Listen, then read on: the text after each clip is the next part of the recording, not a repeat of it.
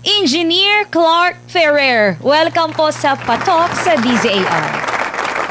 Magandang hapon po no sa ating tagapakinig at tagapanood po sa ating DZAR no 1026 Manila. At salamat po sa inyo po sa pag-invite sa akin dito sa Patok upang i-share po yung aking kwento no ng buhay sa pagnenegosyo.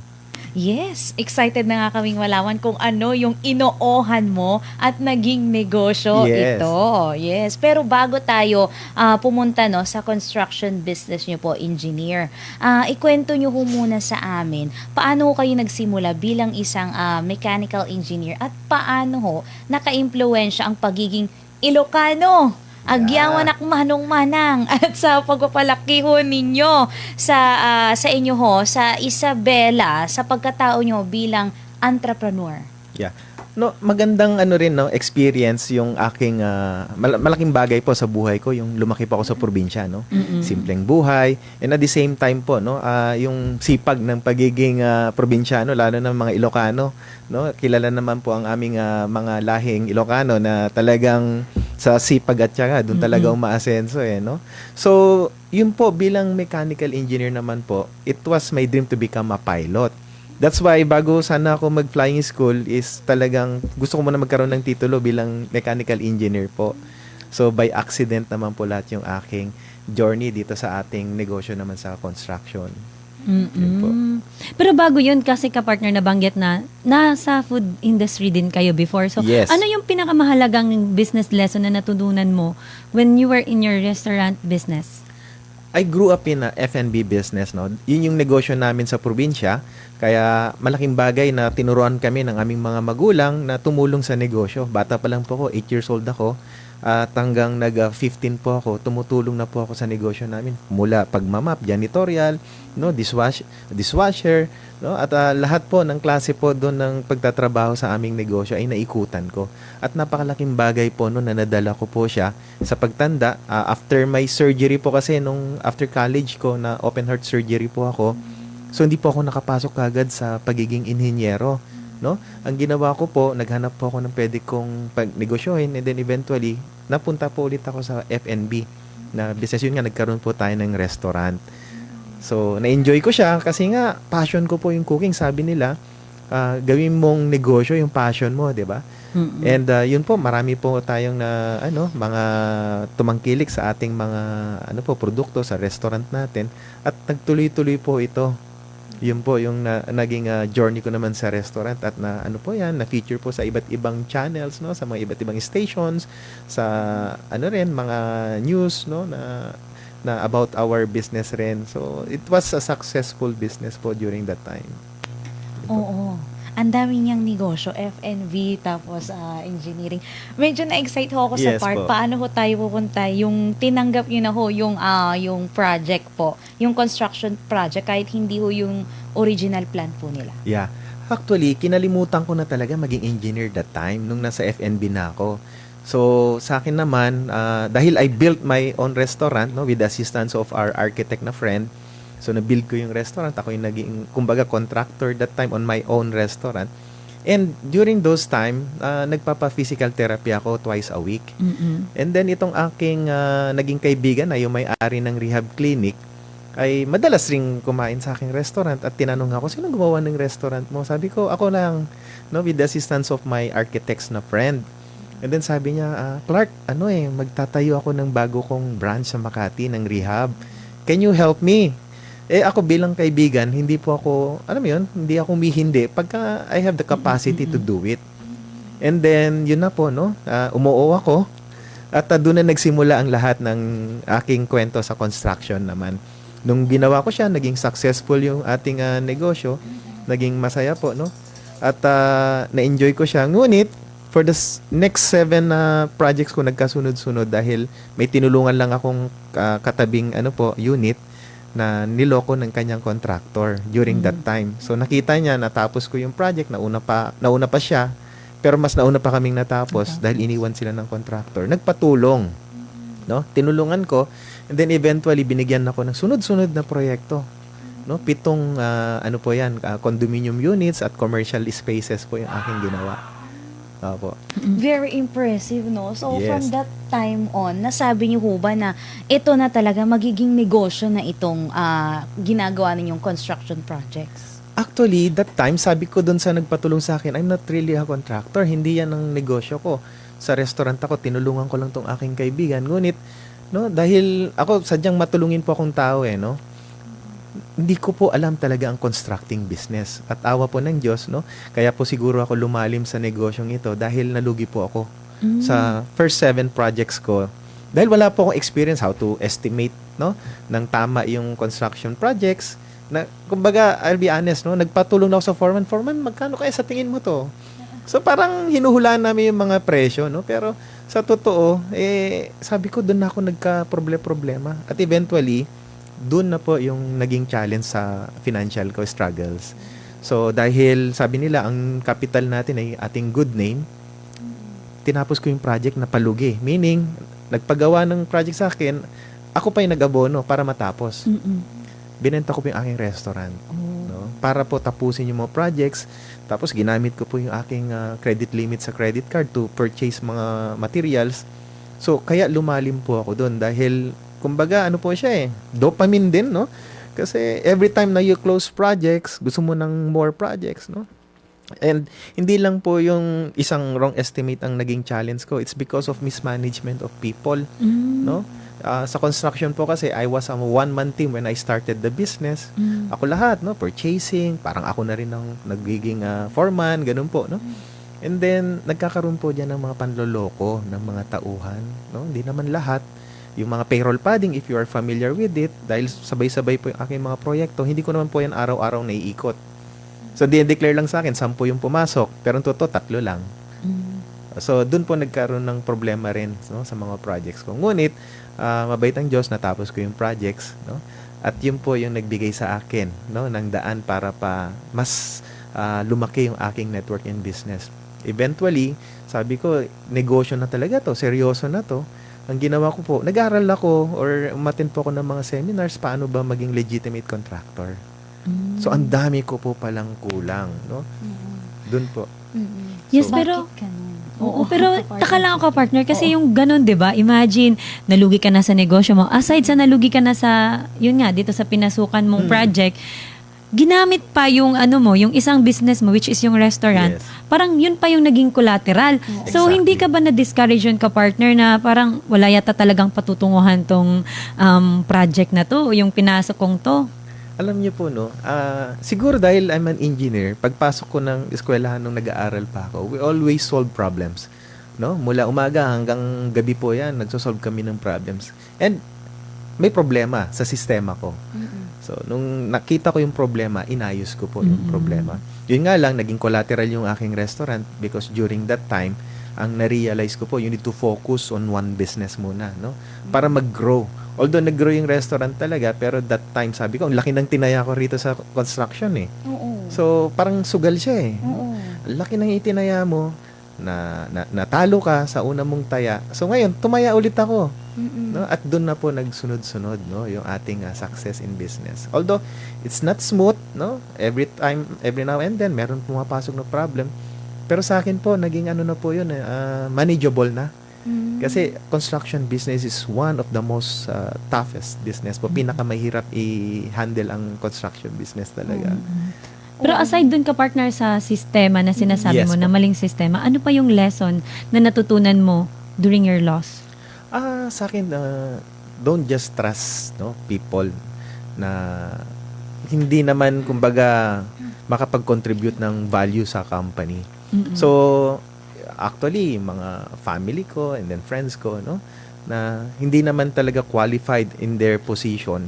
Ang nangyari po nung natuto na ako, kailangan the most qualified people lang yung dapat kasama mo sa negosyo. Kasi pagka ito ay hindi qualified, tong parte ng kumpanya mo, talagang magkakaroon ng malaking problema sa sistema ng kumpanya. Yun po. Grabe, no? Kasi pagka ibang tao po yan, babalik na lang po ako dun sa Apo. restaurant. hindi ko na po ipagpapatuloy na yung mahirap na mga challenges, na mga problema, tapos nalugi pa ako. Tapos Yes. ipinagbili ko pa yung yung restaurant ko, yung pinakamamahal kong business na lumago. Grabe, no? So para ho sa mga ngayon, nagsisimula pa lamang ho, no, yung mga bagong contractor, ganyan. When it comes to business decision making, ano ba dapat talaga yung unahin nila? Kung babalik ho kayo dun sa yung nag-uumpisa pa lamang ho kayo, ang gusto nyo lang naman kasi is tumulong. Yes, yes. 'Di ba? Pero kayo pa yung Napasubo. nalugi. Oo. Napasubo. Napasubo kayo Totoo sa po mga yan. problema na sunod-sunod pa. Ayan, so clients ho ba yung dapat unahin, yung sistema, yung sales o yung reputation? Ngayon po, nung naging na po ako, lumalim na po ako sa industry, ang ginawa ko po, wala po kasing mentorship program on how to do the construction business or how to start it properly, how to start it right, no? That's why po sa akin noon, during that time, 2019, I have struggles na dinaanan when I started. Shinare ko po to online. That's why nagkaroon po ako ng social media, no, na tinatawag nating Mr. Contractor.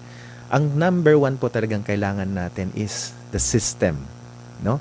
Kasi if you started the business without a system, it will be more costly based on my experience po. That's why nagkaroon po ako ng mga programa na how to start your construction business, no? And at the same time po, may mga iba't iba kaming program for startup and aspiring contractors. Kasi marami po dyan, natuwa lang, tulad ng nangyari sa akin, paano kung wala silang resources, no? Other resources to fund the other projects. Kaya doon po nagkakaroon na ng mga tinatawag na scammer na hindi naman nila sinasadya, na tinakbo nila yung pera or hindi nila tinapos yung projects kasi kulang na sila sa pondo. Dahil nga dun sa experience ko rin na nagkamali ako ng estimate, niloko ng mga tauhan, no? Dun po nasisira yung kanilang pangalan. That's why I always advise you equip yourself first. Kasi ang program lang naman on how to to learn how to start the construction business, napakamura na lang. Ang program lang po namin is like 5,000, no? Pero yung pong 5,000 na yun, masisave mo is millions or hundred of thousands sa pagkakamali as a startup or aspiring contractor po. So, punta naman tayo ngayon ka-partner sa business mo. So, punta naman tayo ngayon ka-partner sa business mo, ka-partner. Saan ba kilala si Delta DNC Incorporated? Kami po, when we started the business, kilala po kami sa mga fit out, no? Ang paggagawa po ng mga bahay sa condo units, modular cabinetry, doon po kami kilala. And then eventually po, kami ay nag-divert po, no, into industrial and commercial structures. So as you can see po, yung nakikita po natin sa aking likuran, diyan po, no, yung steel structure, meron po tayong partner na Vietnamese. It's a from Vietnam po to. We import building materials. Yung ating mga bakal ay parang Lego na lang, no? Ang tawag po natin diyan is pre-engineered building. So pina-fabricate po yung ating material sa ating fabrication plant in Vietnam. Pagdating po dito, binubuo na lang siya parang Lego, no? And at the same time po, we have this so-called po na easy blocks or autoclave aerated concrete. This is one of the innovative material na ginagamit for wall system. This is 50% lighter compared to the regular wall system po natin na ginagamit na CHB and mortar plastering. Mas mabilis ng around 70% po yung speed natin when we install this kind of wall system. So more on solutions po ako lagi para hindi lang sa client side but also for the contractor to deliver the project faster, no? Yung lead time natin mas mabilis. Kasi yung pagbibuild po natin ng conventional dito sa Pilipinas, kung ginagawa mo let's say 2 years, tayo po kaya nating gawin ng 10 to 12 months lang. Ganun na po kabilis ngayon. Very impressive, no? So, tama ba yung pagkakaintindi ko, engineer? Yes po. In layman's term po, ito po ay, kumbaga, parang ginagamitan ng yung system na automatic na makikita mo kung ilan yung mga itatayo mong bakal, Yes. gaano karaming semento, yung Yes. gaano karami yung magagastos mo. Parang AI. Mas Parang mas ganun, no? precise na po siya, no? Mas precise. Yes, opo. Ayun. Then ito din ba yung yung parang pag magbi-build ka ng bahay, yung mas mapapabilis yung construction po kasi ipapatong-patong na lang. Yes po, opo. Mas mabilis po siya, no? Yun Hindi na siya pala yun. conventional. Bilang contractor, one of our pain points po kasi, mas malaki ang waste, no? Pag ginagamitan natin ng conventional way of building structures. So with our solutions po, Hindi lang po syempre si contractor nakatipid, even the end user or the client po nakakatipid na. Kasi nga hindi na yung dati contingency namin sa waste 5 to 10%, no? Ngayon po halos 1 to 2% na lang po yung contingency namin. Kasi nga yung building po namin system namin, it's more precise, no? At saka wala na po tayong waste. Ganun po. Yes, pero aside from that, ka-partner, yung sa mabilis na gawin, kasi nga, prefabricated na siya, di ba? Yes, opo. I mean, pre-engineered na siya. So, when it comes to safety, same ba? Or mas higher yung kumbaga, mas safety gamitin or mas preferable yung ganito? Or pareho lang sa traditional na nakagawian natin? Actually po, no, we follow the National Building Code and at the same time the NSCP 2015, that is the Structural Code of the Philippines po. So, yun po ay talagang carefully checked by our local structural engineers yung mga design natin, and dapat safe po, no, papasa dapat ito sa structural analysis. So, that's very technical na, but again, no, yung ating mga building system po ngayon na ginagamit, which is the PEB, is kailangan pumasa dun sa nire-require po ng ating mga structural at building code, no. Dun po makikita natin kung ito magfe-fail. Sa design pa lang po, pag nag-fail siya, so i-correct po yan ng ating mga engineers po, yung structural engineer natin. So that is safe, and we follow the local codes. Yes. Punta naman tayo sa presyo naman, ka-partner. Saan ba mas nakakatipid? Do hindi ko naman inaano Yes yung po. sa traditional, pero to give us an idea lang, ka-partner. Opo. Ngayon po, no, actually 3 years ago when I started the PEB system, we save up to 30% of the conventional way of doing the building. So, most of the clients, of course, at the end of the day, when they check the cost, no, the bottom line lang naman titingnan dyan, sinong mas mura at sumusunod naman dun sa ating requirement. Kaya po madalas ngayon, pag kami ay pumapasok sa mga bidding at conventional po yung way of building ng aming mga competitors, sa amin po na-award ng project, it's because pasado naman po yung ating system. No? At same, bakal-bakal, pare-parehas lang po yan, no? Pero, ang sistema po kasi namin is talagang, yun nga po, pre-engineer na, prefabricated na siya, mabilis. Yung labor cost, mas mura na, no? And at the same time, wala nang hassle dun sa site. Wala nang nagwe-welding doon, wala nang nagka-cutting, wala nang nagpe-painting. No? Binubuo na lang po siya dahil bolted connections po to. Connected na siya. Para ka lang naglalaro ng Lego. Yes po, ka-partner, para sa inyo po, bilang Mr. Contractor, Yes po. ano po yung mga misconception na gusto nyong parang malaman ng tao when it comes to pre-engineered buildings? Yeah. Nasira po kasi kasi it's really a prefabricated, no? Kaya prefab. When you say prefab, hindi matibay yan. Ganun, no? May ibang bansa po kasi gumagawa ng mga prefabricated steel structures, no? And they don't follow the local codes. Minsan ang client pag wala siyang technical consultant, no, ang tinitingnan niya lang lagi is the bottom line, it's the price. Pero hindi sila aware na ito pala hindi sumunod sa ating local code. For example, bigyan ko po kayo ng isang example. 150 kph lang yung kanyang wind load capacity na dinesign. Pero sa atin po ang minimum po natin dito is 270, no? So when we compare it, malayo yung design ng isang competitor namin compared sa design namin, which we follow the local code. So pag tinignan mo yung presyo, mas mura sa kanila, pero pag bumagyo ng more than 150 kph na, sira na yung kanilang structure, which is ang dami pong Filipino entrepreneurs na nagtayo po ng mga kanilang warehouses na nagsitumbahan nung bumagyo po ng pagkalakas, no, nung sa Haiyan. So nasira. So with our system, we follow the local code, no. We collaborate with our Vietnamese partners and our local structural. So, still, we can save up to 30% compared to the conventional way of building structures. Tanong ko lang ulit, ka-partner. Kasi building, di ba? When it comes to building, may ilang floor to. Yes. So, ilang floor ba ang kayang gawin ng PEB? Ang PEB po, based on our experience, lalo na sa Vietnam po, is up to 18 floors. Mas pa siya, cost efficient pa siya, no? Economical pa. But more than that, mas makatipid pa rin tayo sa reinforced concrete, yung building ng mga high-rise, no? Tulad yung mga condominiums, no, na pagkataas-taas or office buildings. Pero ngayon, isa sa malaking conglomerate, they are now building, no, their structure using steel. Yes, using steel na. So maybe either running out of time, or they preferred na ma-occupy na kaagad yung structure, no, na binibuild, kaya they are using the steel na. Kasi when you use reinforced concrete, it will take time. Sabi ko nga, double the time madodouble, no? So if steel siya, 50% mawawala doon. So mas mabilis ma-deliver yung project. Engineer, meron ho kaming napansin na libro din, no? Yes, Sa opo. inyong harapan.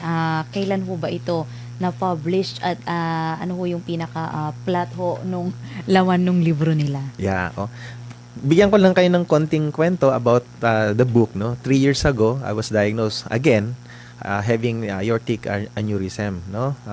So nagkaroon ako ng aneurysm. Sabi ko sa kaibigan ko, brother, mukhang hindi magandang lagay ko, sabi ko. And then I want to immortalize myself, sabi ko. Ano kaya pwede kong gawin? So sabi niya, you publish a book, sabi niya sa akin. So you author a book and you share your story in doing the construction business. So 3 months po, no, gumawa ko ng ng aking libro, at shinare ko yung mga experiences ko at paano ko to sinolve, no. Eventually po, no, I was able to sold thousands of copies ng librong ito para sa mga aspiring and startup contractors. Kasi malaking tulong po siya sa mga magsisimula pa lamang or nagsisimula pa lamang as guide nila on how to do the business. Kasi baka mamaya gusto mong pasukin kasi akala nila bilang contractor malaking kinikita, no? Lalo na yung mga nag-flood control contractor. So kidding aside, no? Magandang kitaan sa construction business. But of course, the stress, no, na dulot nito sa'yo, kaya mo bang i-handle? Because you're paid, no, by your client, no. Ang tawag ko nga po doon ay stress fee, no? Kaya kaya mo bang i-handle yung stress? Kasi kung hindi, this is not for you. Ganun po. So this book is very helpful and marami po tayong natulungan, mga nagme-message sa ating page, minsan nagme-message sa akin, tumatawag, nagpapasalamat kasi naging guide nila in doing the business. And until now, they continue, no, to learn from our programs po. Yun po. So saan po makakabili ng libro? Yung aking pong book ay mabibili sa Central Bookstore, no? May online rin po tayo and sa Shopee po, no? Nagpa-reprint po kami ulit ngayon, no, ng 5,000 copies para naman, no, makapag-share pa tayo sa mga aspiring contractors ulit, startup contractors.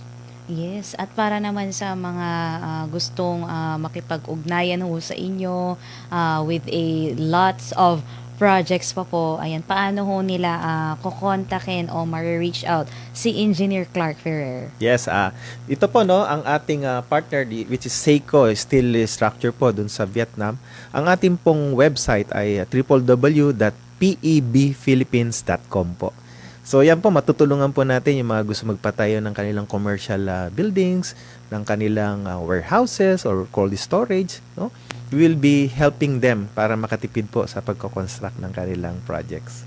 Huling hirit na lang, no, ka-partner Chiclet, baka may gustong iwan na business advice si Engineer Clark sa ating mga manunood, especially sa mga aspiring contractors. Before that, ito lang Ay, muna. sige. Sige, meron Go. kasing gabay sa tagumpay si ka-partner. Oo. So, mari mo bang i-share ito ka-partner, itong success in business isn't measured by speed but by the strength of your faith and your persistence. Yes po, no? Ayan po kasi, marami po kasing startup contractors. Pag na-awardan na ng pagkalaki-laking project, let's say, a startup, no? Let's say 10 million, nag-down sa'yo yung client ng 30%, that is 3 million.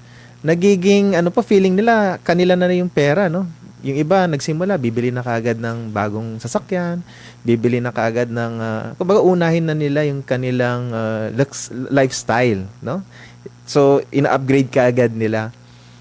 Ang pag-asenso po sa negosyo is not a sprint kasi talaga, no? This is a marathon. Hindi po siya pabilisan. No? Unahin mo munang mag-invest kung ito ba, tanongin mo sarili mo, mag-a-add ba ng value sa akin? Mag-a-add ba itong ng value sa company ko? No? At mag-a-add ba to ng value sa mga tao ko? Kasi kung hindi, don't do it muna. No, yung ating wants and needs kailangan ma-assess natin, no, this is a wants or a needs. You can even see me wearing expensive watch. It's because sa akin mas magandang makita ng mga kliyente ko na may mga equipment ako, may system ako, no, nakita nila yung sistema sa company ko and that we can deliver projects. then eventually it will just come in na lang, no? Dahil pag inuna mo yung yung sarili mo na hindi naman siya kailangan sa kumpanya, it will affect your cash flow. Then eventually, ibebenta mo na yung sports car mo, bebenta mo na yung mamahalin mong relo, no? At kung ano-ano pang pwede mong ibenta, which nangyayari po yan sa maraming contractors.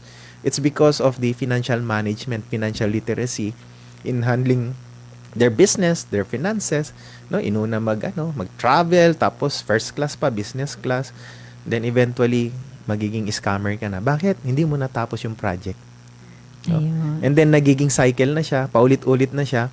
At marami po yung kwento. Nagme-message po sa akin, no? May mga malalaking contractor, architects, engineers dyan, no? Na involved into this kind of modus na hindi na tinatapos yung project, na terminate, kawawa naman yung mga kliyente.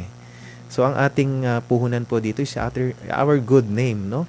Kasi mahirap yan pag nasira ka na, napakiliit ng industry po natin, no? And dahil sa liit ng industry, makikilala ka na ganito ka pala. And then eventually, bata ka pa, sayang naman yung career mo. Yun po, no? Yun, thank you so Grabe. much. Oh, napakarami nating natutunan at parang nakakabitin, no, ka-partner Chiclet. Kasi Yes. marami pa tayong pwedeng maitanong, no, para naman sa kaalaman pa in raising awareness sa ating mga ka-partners at kapatok. Muli, maraming salamat ho, ka-partner engineer Clark Ferrer. So, tandaan ho natin, no, na ang mahalagang aral ho mula kay Engineer Clark, huwag matakot magsimula kahit hindi ito bahagi ng plano. So, sa tamang sipag, tiyaga at pananampalataya, ang isang simpleng opportunity ay maaaring maging simula ng mas malaking tagumpay. So, more power po sa pre-engineered buildings ng building ho, no? From Vietnam pa ito, ka-partner Chiclet, ang Delta DNC Inc. Ayan, si Engineer Clark. Maraming salamat humuli, ka-partner. Yes. At mga kapartner, mamaya, isa namang kwento na at panauhin ang ating makakasama na magbibigay sa atin ng saya, kaalaman at inspirasyon. Dito lang yan sa ating programa. Kaya naman, huwag kayong aalis dahil magbabalik ang programang Patok, may oportunidad sa bawat katok.